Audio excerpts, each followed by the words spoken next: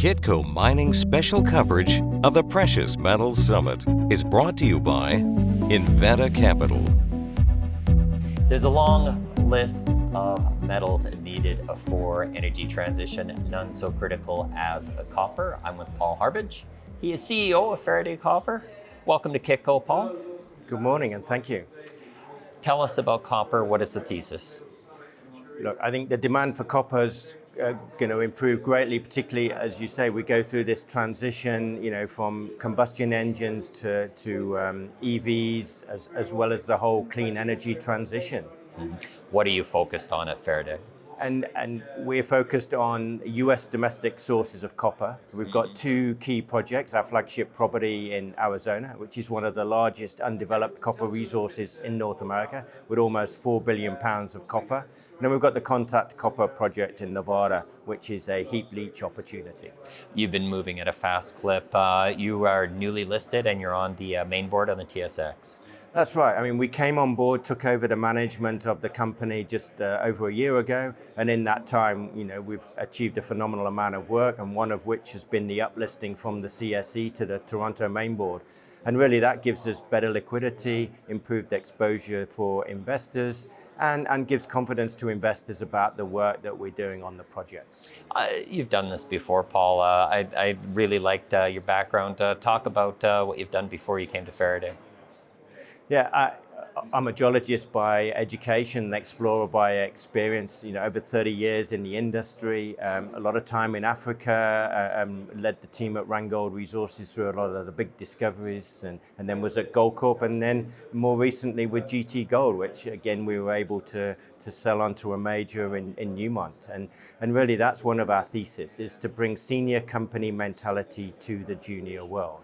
And by that I mean making sure that we are getting empirical data to make informed decisions as opposed to just assumptions. Bring us up to the state of the project right now. What's the work that's been done, Paul? So on Copper Creek, in the year that we've been on board, we've put together a full geological model. And that's really like the foundation to your house. It really helps to constrain the mineral content of the deposit.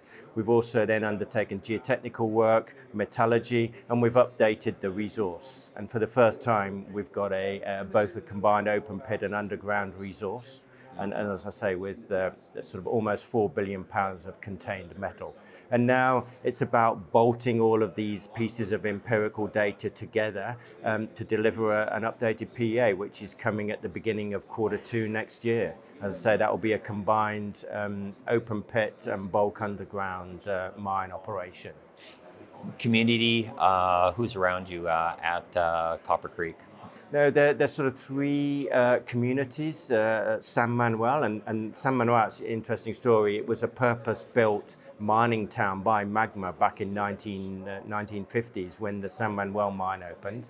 And then there's Mammoth, again a mining community, and then Oracle, and really the three communities you've seen that they're economically challenged right now. Unemployment, there's a number of social problems. So we recently held a number of public open meetings and very positive in support of a potential new operation here with jobs and improving the economic environment. Are you financed? We are. We have got $13.5 million in the treasury. That's Canadian, and that's sufficient to see us through a lot of next year in terms of our key deliverables. As well as the PEA, we've just started drilling again. We've got a 10,000 meter program. It's also exciting to be drilling. With three aims really. One is we see great opportunity to expand the open pit resources.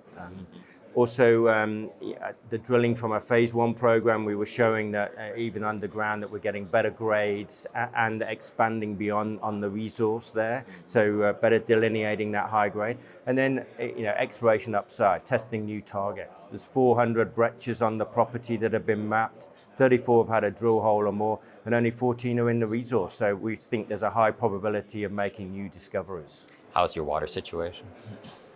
No, good. We've got our own water rights, and I think again one of the key features in where we're located in the San Pedro Valley is water's actually prioritised for industrial use because there's a sort of natural contamination to that water from the local geology, and so there's no agricultural usage in the valley. Can you talk about your share structure? Yeah, we've got three key strategic shareholders on our register: in the Lundin family, Murray Edwards and Pierre Lassonde. So collectively, they own about 24% of the company. Management and insiders have got almost 4%, and the prior management have almost 10% as well. So we've got 123 million shares outstanding. Take us through the next 12 months. What are going to be the milestones you're going to be hitting with the, again, it was a pre-feasibility, is that correct? PEA. PEA, sorry. Yeah, so no, I think the key milestones are, the PEA on Copper Creek, the drill results from the phase 2 drilling, the 10,000 meters. I think the improved liquidity now from that TSX listing. And then, to contact, we're doing sort of earlier stage exploration work. We've flown geophysics, geochemistry, mapping, highlighting, targets, building out a geological model for the resource and looking to update that mineral resource estimate. And you've got the drills turning as well too. So what's your news flow going to be over the next 6 months? Yeah, I think we'll be announcing the base case to the PEA and what that's going to look like. And then now that we're drilling, we're 2 weeks into the start of that program. So expect drill results coming in short order. And I guess also the location you have year-round drilling? No. What I like to do is I like to do a phased approach. The challenge when you're drilling is it's almost like an exercise of logistics, and you don't really get to interpret all of the data. So generally we drill in the dry season in Arizona, so sort of November till June, and then during the monsoon time, that's when we consolidate all of the data, do interpretations, and then plan for the next drilling. Neighbors nearby you as well in terms of like mining operations or projects? Yeah, I mean, we've got some of the biggest mining companies in the world, whether it's Freeport in the Morenci Safford area, there's Asarco 20 miles up the road at the Ray Mine, there's Capstone at Pinto Valley, BHP and Rio at Resolution as well. So, we've got great neighbors. Mm-hmm. And we've been seeing some more support from the Biden administration around critical metals.